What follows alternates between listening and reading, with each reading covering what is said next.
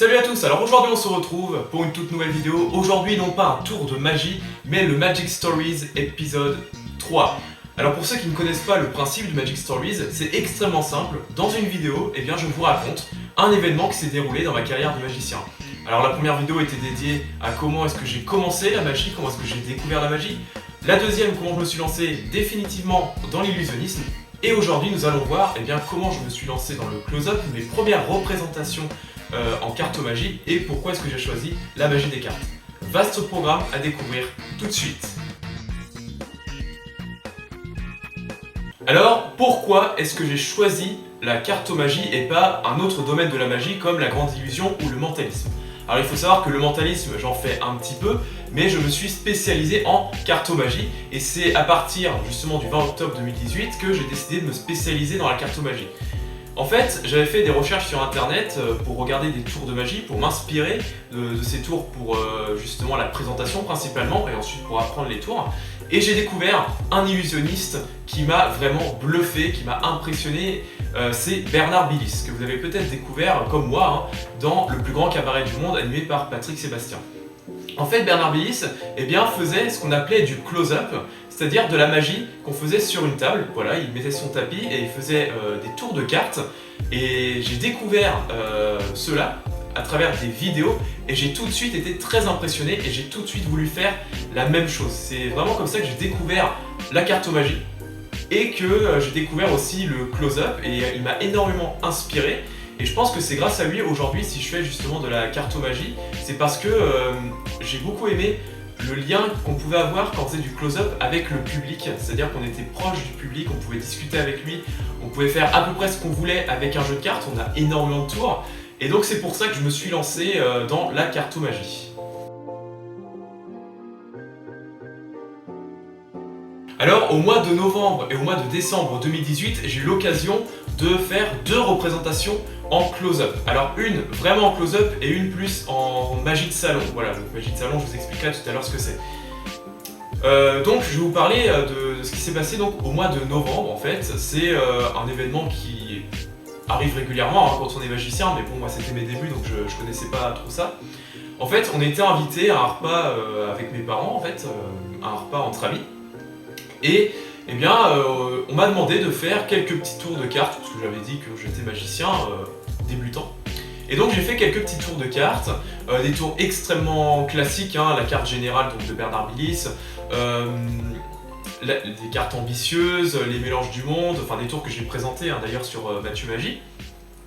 Et puis j'avais fait quelques petits tours de mentalisme, donc de la lecture de pensée. Je me souviens d'un tour que j'avais appris, c'était un tour où en fait je prenais les mains du spectateur, et j'arrivais à deviner une carte à laquelle il pensait en fait. C'était un principe un peu d'influence si vous voulez. En fait, j'essayais d'influencer le spectateur pour justement deviner ses choix. Donc c'est un tour qui était extrêmement difficile à apprendre parce que d'ailleurs c'était du mentalisme, le mentalisme qui est sans doute la branche de la magie la plus difficile à maîtriser. Et donc, j'avais fait ce petit tour là. Donc ça fait un bout de temps que je n'ai pas présenté ce tour.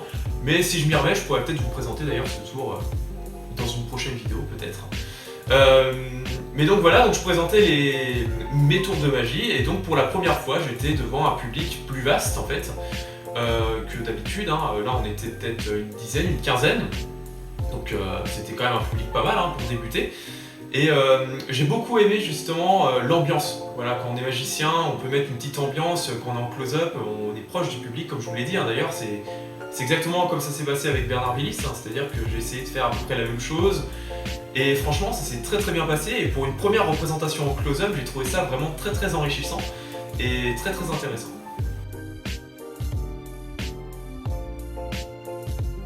Et puis en décembre 2018, j'ai eu l'occasion de faire un petit numéro de magie. Alors là, cette fois-ci de la magie de salon. Alors magie de salon, en fait, c'est entre la scène et le close-up. La scène, donc on est sur scène, comme son nom l'indique. Le close-up, on est à proximité.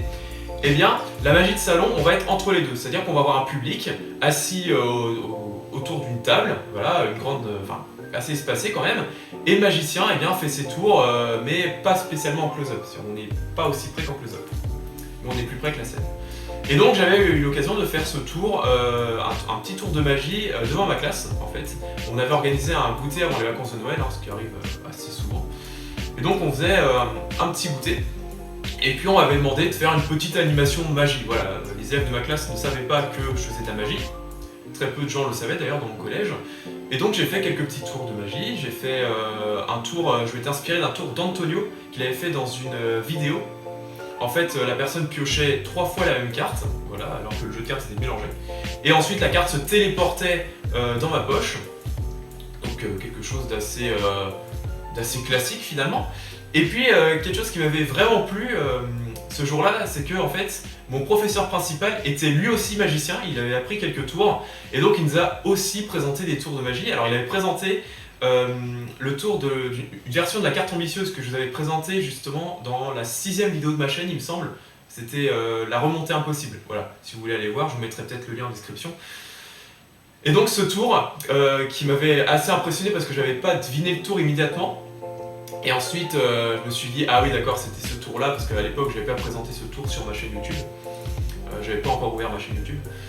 Et donc c'était vraiment un moment très amusant, justement, de pouvoir faire un tour de magie, et puis que son professeur fasse lui aussi de la magie. J'ai trouvé ça assez marrant. Voilà, il m'a appris quelques petites choses, et je lui ai appris quelques petites choses aussi par ailleurs. Et donc un moment vraiment super. On était une trentaine de spectateurs, voilà, il y avait une trentaine de spectateurs, donc c'était un public un peu plus grand que mes premières représentations, donc le public s'agrandissait au fur et à mesure, et puis pour la première fois de ma vie en fait, je faisais de la magie dans mon établissement scolaire, ce qui n'était donc jamais arrivé auparavant, et ce qui va en fait entraîner justement un élargissement de la magie dans le collège.